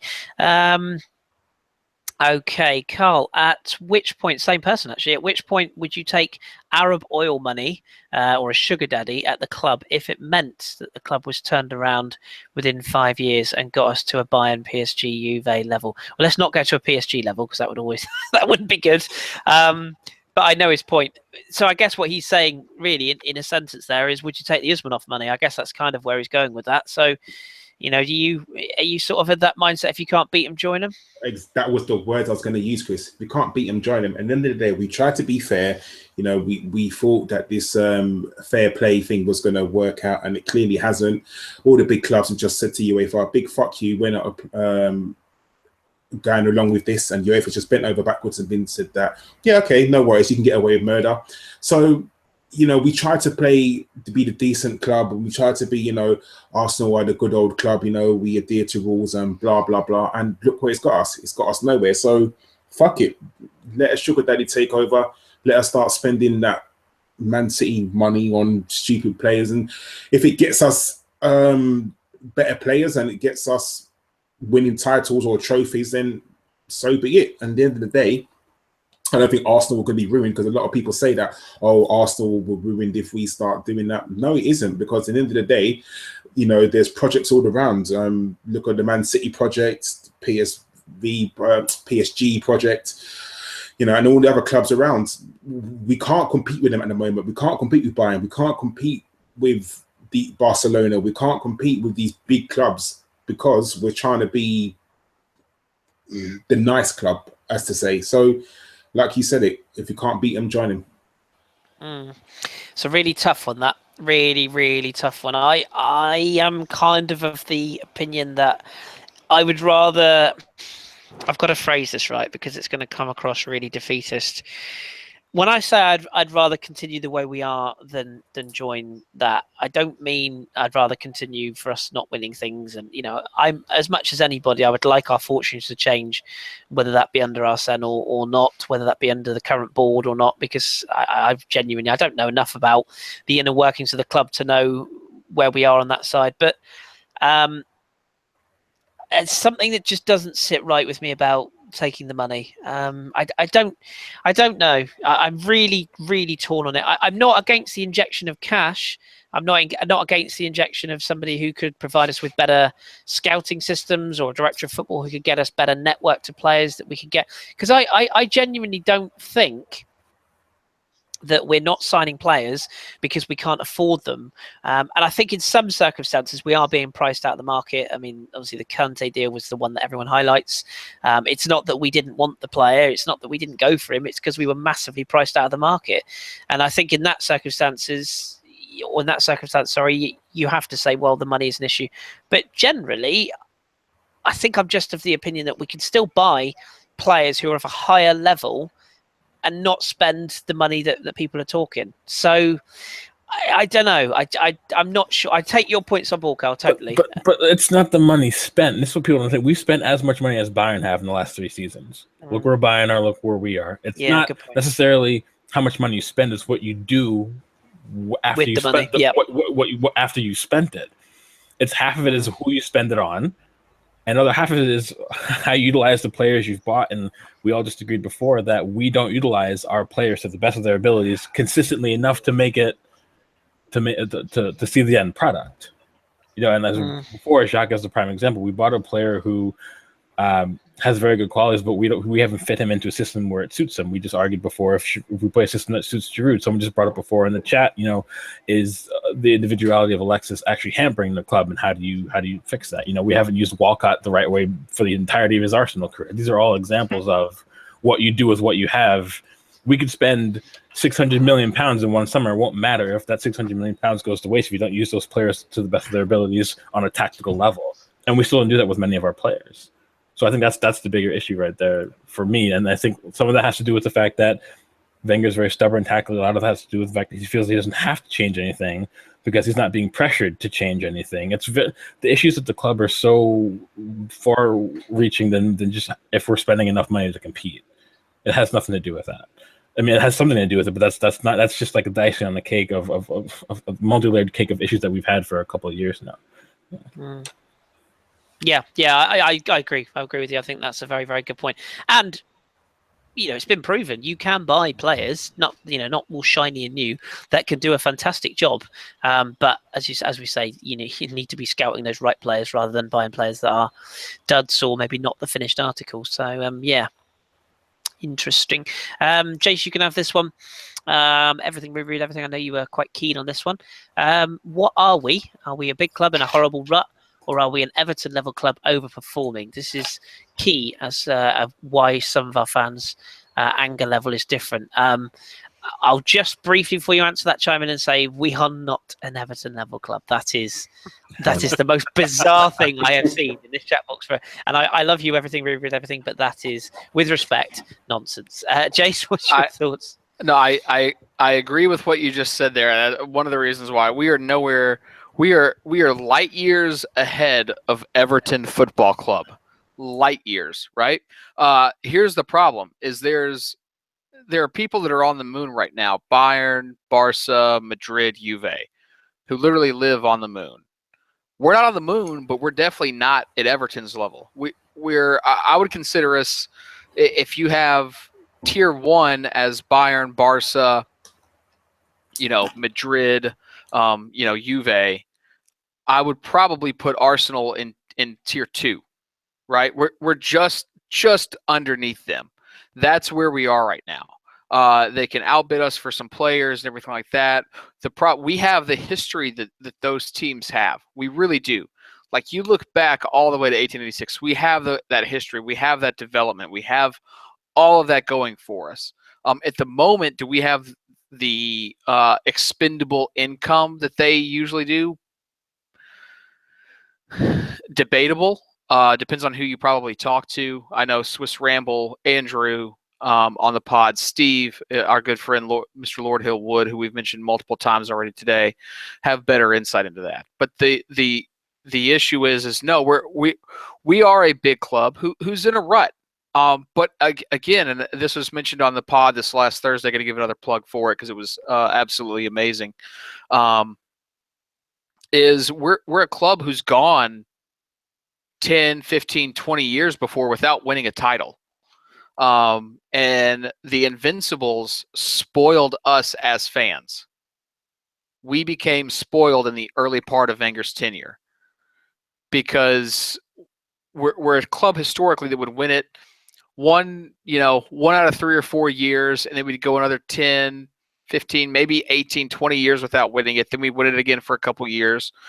We had a lot of success in Wenger's early years. And I think because a lot of us were born in the mid to late 80s now, who were fans and supporting, we missed out on the 89 years. And I'm going to hold my hand up. I just started supporting. I didn't miss out on the Invincible years. I started supporting in 2010, right? So I'll hold my hands up and say I've never seen us win the league.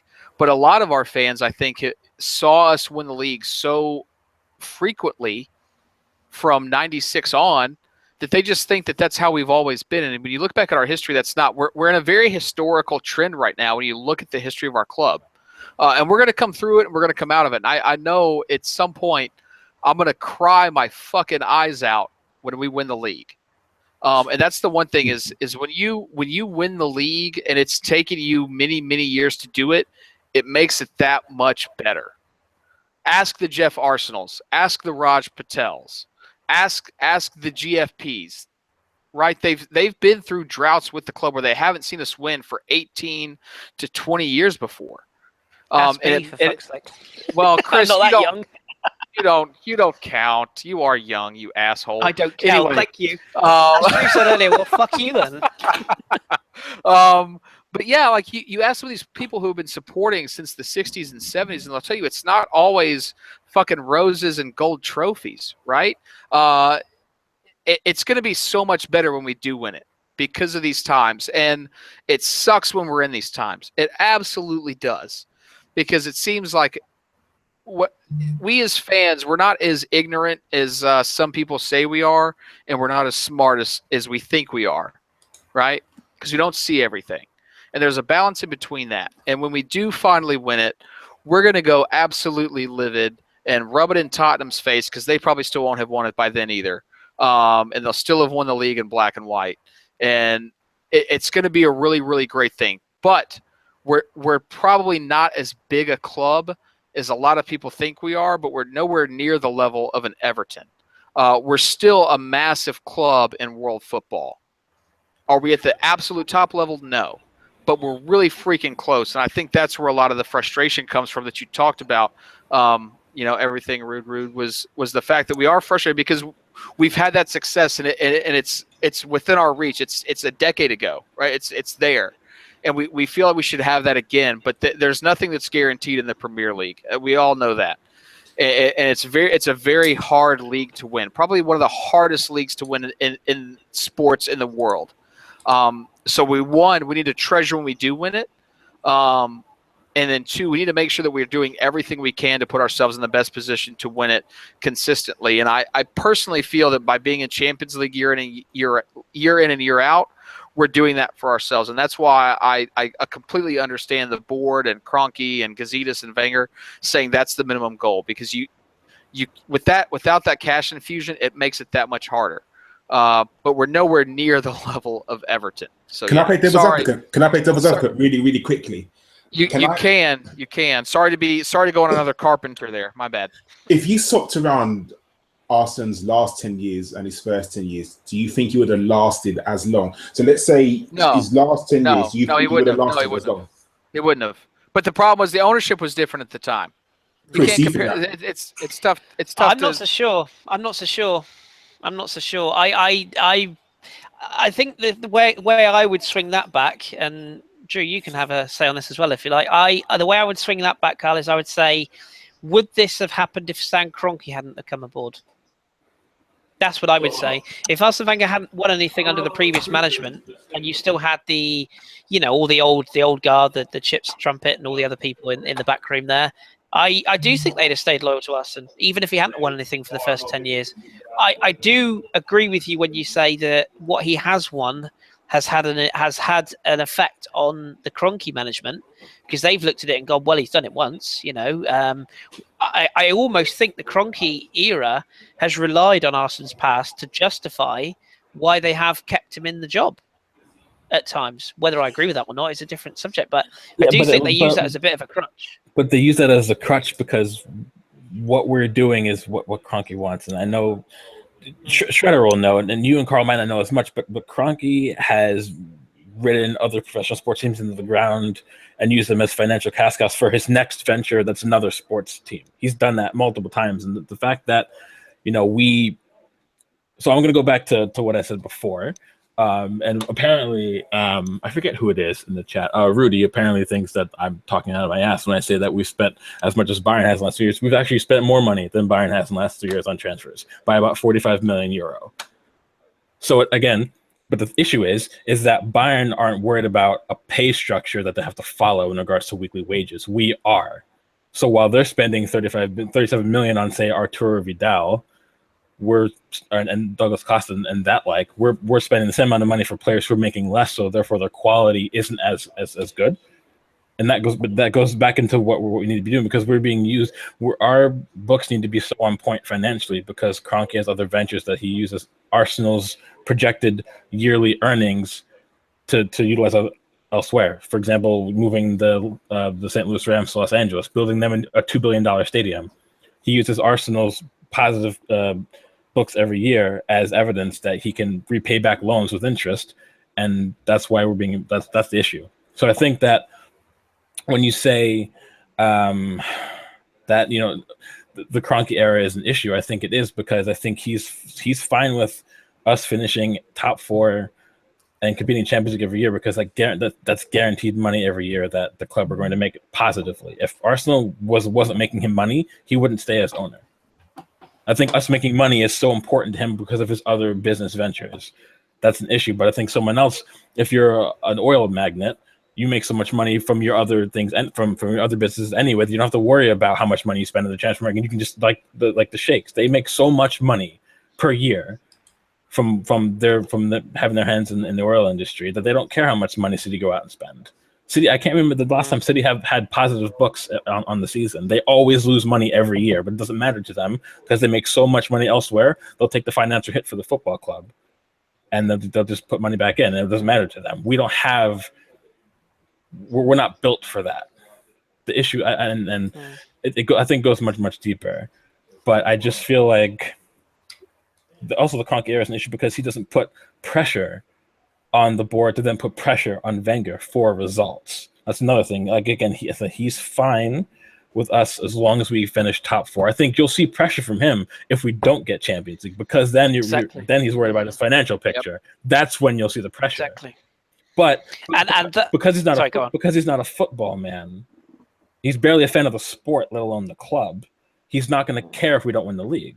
But when you have someone like Bayern, Uli Hoeneß is the president, former Bayern player, former German international, he understands that from footballing terms, it's not just about making money. You still need to have the end product on the pitch, which is another way of making money. You keep winning leagues and keep competing in Champions League, that also draws in revenue by being successful on the pitch as well, by winning leagues. And then you have Karl-Heinz Rummenigge is also on the executive board. Matthias Sammer also on the executive board. They have football men on the board to put the pressure on the manager if they're not getting results. They also have a lot of people in business on their board because they have a lot of business ventures, which is why they can make as much money as they are. But they're getting the right pressure. You see, Juve has Pavel Nedved as the vice president. You have a lot of former players on Ajax's board, so they're still putting pressure when not just about making money every year. It's about you also need the results on the pitch. And I think it'd be different even if Kroenke came in. It'd be different if we had someone who was on maybe the board who understands the way of football. We don't have any people who are actual experience in the game on the board to care enough to say, you know what, well, getting 4 isn't. I like the money from 4th every year, but really we need to be doing more. We don't get that kind of pressure from the top, and I think things would be different if Kroenke wasn't owner. I think because someone like Usmanov he claims to actually be a fan of the club. So he might not have experience in the game, but if he has a lot of money and he's a fan of the club, he'll give the money, but he'll also put the pressure for the results as well. But Kroenke won't do that. So I think you're looking at a different club if Kroenke is not majority shareholder. I think 100%. And this is go on, Jace. Can I just say that I've said this before on the radio show recently. Winning is the best form of income. Yeah, that's why the New York Yankees have such a high income. That's why the Dallas Cowboys have such a high income, because winning creates a brand. Same with Man United, same with Real Madrid. Those are the brands that other big money partners that we're lacking, and you've heard. I'm going to mention him again. I don't know. I've probably worn his name out, but look, Steve, Lord Hill Wood, the pod keeps talking about how we're so lacking in the partnerships department and in the corporate partnerships department at this club. Winning cures that, because those high-paying brands want to be associated with a team that wins. And watch those dollars start to roll in once we win the league. Those dollars are going to come pouring in again. But this is, again, the problem, and I think Drew highlighted it perfectly there with Kroenke, is that when you're talking about the sort of changes that Arsenal Football Club will have to make when Arsene Wenger is not the manager, that is going to cost an awful amount of money. It's not just the players, it's not just the wages. Agreed. If you bring in, and I'll quote all the hipsters here to use a saying. Please no. If you want to bring in Massimo Allegri, which is the name I keep hearing, all those people that have not even ever bloody watched a Juventus game, let alone watched his career. They also listen to 90minute.com and when they say he's coming next season. That's the ones, yeah. Daily Mail, whatever it is they read. If you want Massimo Allegri to come in, he is not going to join a club like Arsenal if you're going to offer him Matteo Flamini on a 1-year rolling contract as your greatest signing, or one goalkeeper in the summer as your signing. He's not going to do that. He's going to come to a club like Arsenal and say I want to spend money. I want to take this club to another level. If he didn't, why are we even looking at him? If he's not ambitious, why would you stop? Why would you try and sign a manager like that if he's happy to come in and toe the party line? And that's why Stan Kroenke is not going to change, because why would he? And why would he spend money on a director of football? Why would he spend money on on these big name flashy players? He's probably sat there now thinking, well, if Alexis Sanchez goes, that's fine. We'll just buy another big name on hopefully a little bit less wages, or a player that we can make a big name and we can sell on for higher money. That's why our next manager is likely to be someone who follows party lines, like someone like a Hassan Exactly. Someone like that. It's not going to be someone, because, for example, let's throw another name out there. People keep saying, "Oh, I want Diego Simeone at Arsenal." That's all well and good. No, the problem is for Simeone to be successful at this club and the way he plays football, he'd have to revamp the entire first team, bar maybe 2 or 3 players. And how much money will that cost? It's money that the club won't want to spend. They'll need someone who can come in and look at this team and they'll have to change minimal things, maybe buy 2 or 3 players. Just Shocker. Sorry, my bad. Sorry. So and nobody. No, it's fine. Go, please. I was just going to say, nobody is sitting in this. Nobody's sitting in this chat box today, and I'm sure there's not an Arsenal fan alive that wouldn't agree that someone like an Allegri would be a fantastic manager for Arsenal. I completely agree with them. But what I get really tired of is when people are sort of trying to announce the future manager before they even really know what the future manager might potentially want from his career, from his contract, and what sort of demands he has. And I think this is part of the reason why people said we missed out on Klopp. Nobody really knows what he wanted from when he went to Liverpool. And obviously we had a manager at the time. That's kind of the issue. And some people would look at it and say, well, actually, the manager might not want to make large changes. They might actually look at this squad and say, actually, we can get a tune out of them. And I agree with that to some circumstances. I do completely agree with that. There should be a manager out there that would actually say, well, actually, no, I can take this club on.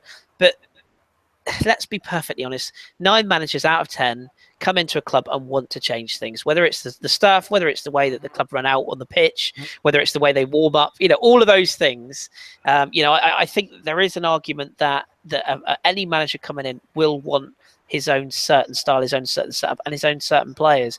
And let's be completely honest. And Dom's made this point in the chat now. Could you get a tune? Could you get a tune out of this current squad? Our current squad right now is not good enough to win major honours. The sooner that and move on, the quieter we'll have as a radio show. I disagree with that, though. Everyone was saying that it's the best squad for years. So why did now change? I don't get it. It is for our level, Karl. It's the best squad we've had for years at our level.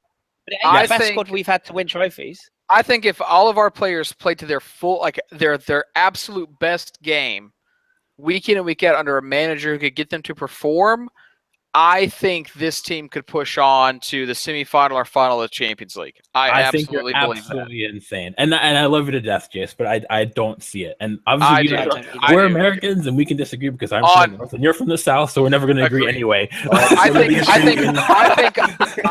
think on our day we can beat any team on earth. On our day. You really think that a team... So you think our day is for the entire season? I don't think so. You really think that's what it would take? a squad that contains Kieran Gibbs, Gabriel, Theo Walcott, Alex Oxlade-Chamberlain. Yeah, I'll say it. Coquelin, yeah. I am not saying I'm not saying that individual players would do it themselves. I'm saying if we played as a team to the potential that we have within this team, we could absolutely fluke a Champions League or fluke a league. I agree. I think we could absolutely over if we all thought going into this Bayern team, and Bayern's one of the best teams in the world. We all thought we could actually do this because this is the most beatable Bayern team. Says who? I don't know who you're talking. I never thought for 1 second. I said that you saw me. You're nuts. That was definitely there. I thought we could, and I think over just 2 games, I think we have enough talent to beat good teams. Whether we play them, if we lose to them 8 out of 10 times, fine, whatever, don't care. We're not playing them 8 out of 10 times. We're playing them 2 times, right? 1 at home and 1 away. And we've seen a team worse than the one that we, quote unquote, have now, almost do it to Bayern. We almost did it. I think we have.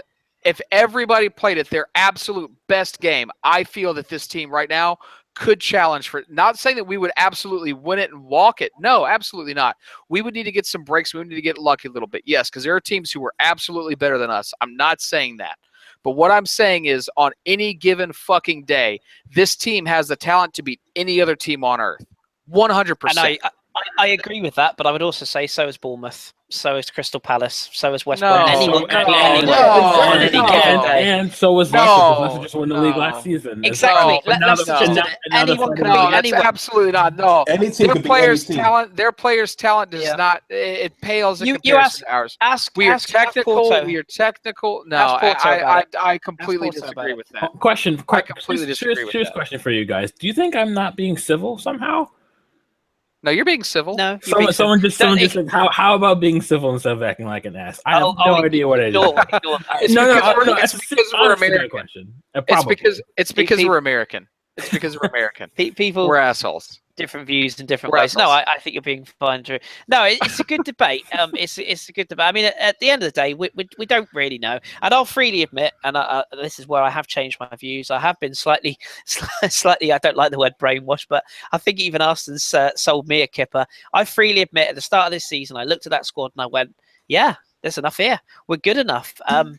Unfortunately, I'm as bad as Arsene for believing in our players too much. I totally respect your views, Jason, all of your views. I just don't. No, you don't. No, you don't. You're a cunt. You're a cunt to me in the WhatsApp group, and you absolutely can't stand me. Too. You're just being nice to me in public. I've changed my opinion on our squad. I've changed, and I like a lot of. Any player that wears the Arsenal shirt, I'll support. And but honestly, I look at that team. Gabriel? I think we're not anywhere near getting well. Really? They're not guys. They're not getting consistent playing time. You guys are pulling up guys who don't rarely fucking like Gabriel has fucking maybe an hour. Same names in the first. Jesus, the same names in the first team, though, Jace. No, the same names in the first team. Our first team is fucking talented as shit. Some of it is. Our first team front to back is the best we've had. I know. Yeah. And if they all got on the same page and played to their full talent, from Chet all the way up to Sanchez, because I would not start Giroud. Let me give you that delusional. Give you one example. Don't say Francis Coquelin. Don't say Francis Coquelin. That's not true. He's not starting. He's not in there. Actually, no. I'll tell you what. I'll use that example then. Okay. So we take out Coquelin, right? And we bring in Ramsey, okay? Chelsea brought Matic and they bring in Fabregas. There's the difference. Okay, well, I have also said we should fucking have bought Fabregas back. So people that are slating us now, right? American. Right? So here's the problem with that. We've seen what Ramsey can do, and he put a team on his shoulders for a fucking year and led us to a fucking FA Cup victory. Right? Oh, I think that's a little bit OTT. He had a very good season. No. So you put he was brilliant, but he didn't have that team on his shoulders. No way. You put that talent that he brought that season with the best season that Mesut's had, the best season that Sanchez has had, the best season that Walcott's had. When you combine all of those, yes, we have the talent. The problem is that we're not utilizing it correctly. We're not being consistent at all. That's my biggest knock. That is why, and I'm not making this a Wenger and Wenger out debate, but that's why I've been. Shut up, Dom. You shut up, Dom, in the chat. You shut up. We don't care about your questions. We're all going to shut up in a minute. That is why I feel that Wenger does need to go. He's not getting the best consistently out of his players, and that's what top managers do. Is they're able to pull the best out of their players consistently, and he's not been able to do that for the last probably 8 to 9 years. That's why I am going to respect the guy.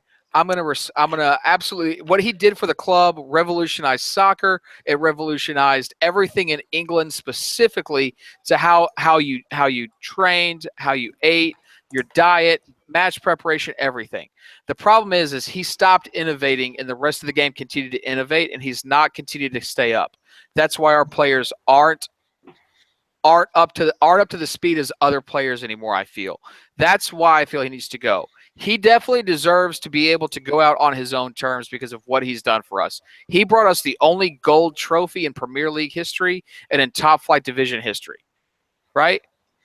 Come on. Like that's like that deserves something.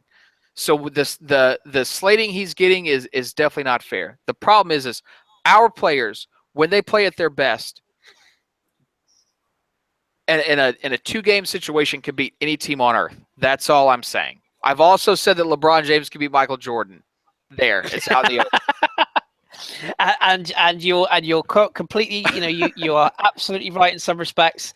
I'm just going to stick by my Soak and Everton, but that's fair enough. We've mentioned Everton a lot today, haven't we? It's like the Everton radio podcast, but okay, cool. Well, yeah, I think we'll probably draw a line there because we've strayed. I mean, we've literally gone so far around the game we played tonight. It's been untrue. Jace, when Danny sends me the bill for airtime, which he does on a weekly basis, sends me an invoice, I'm going to forward it to you. Just to say, care of the Ranty American, you can pay this. So, yeah. I'll send that bill to Jameson. That's fine. Yeah, I'm sure they'll be delighted to pay for that. No, it's been good. It's been good. And I've enjoyed it. I think what you would say is if you're in any doubt, or if you are, particularly if you're a young fan or younger generation fan, like Jay said he was, where you don't remember the hard times or the times before money, tweet Raj Patel, tweet Goonaholic, tweet Lord Hillwood, our Steve. Don't tweet Danny because he just talks nonsense. But yeah, if you want to know what it's like to be, or better still, tweet Coventry fans, Leyton Orient fans, and they are, that's clubs that have got serious problems. We've got problems. We know that. We've got problems in our world. We're all frustrated fans, and we all want to win things. And those people that say it'd be boring if you won every week, fuck yeah, I'd quite like to win every week. But we all know it's not going to happen. So we just need to keep supporting the team, keep taking on board the results like we've got today. Yes, it is only Lincoln. Well, that's fine. We've gone past only Lincoln, so now it's only Spurs, Man United, Man City, or Chelsea next, or Millwall. You never know. So until then. Let's keep supporting the team. Let's get behind them. I think, is it West Brom? Is it next? I think it is. I think that's a bit of a no-fly zone, isn't it? See what I did there? Yeah, we'll be back after West Brom. I'm not going there, Karl. Don't worry, I'm not going there. But yeah, we'll be back after the West Brom game. Is it a Saturday or a Sunday game? Do we know? It's a Saturday. Is it? It's not a 3 o'clock game, is it? No, it's a lunchtime kickoff. Lunch kickoff. One of our favourites. Yes. The lunchtime. Yeah. How I've missed you, lunchtime kickoff. And then after that, we're on an international break, aren't we? I think after that. So. Yeah, then it's Man City home, isn't it? Oh, yeah. Lovely. So some big fixtures coming up, but yes, we'll look forward to West Brom away. Just in summing up, obviously, if you like what we do, fantastic. We appreciate you. Give us a little thumbs up in the box there because it makes Danny's special bits go all poppy and crispy and happy. If you don't like what we do, that's fair enough. No worries. Thanks for trying us. Move on to the next one. But yes, we've been ABW Radio. My thanks, of course, to Drew, to Jason, and to Karl. Thank you very much. Anytime. And as usual, this podcast would always be better if Don was on. But it's his own fault because he's a fanny and he can't be bothered to get up at a suitable hour. That's not true. He's Australian. Don't give him the benefit of the doubt. Until next time, for Danny, for Gimli, for all of the ABW crew, I've been Chris. This has been ABW Radio, and we'll speak to you very soon. Keep it Arsenal. Night, night.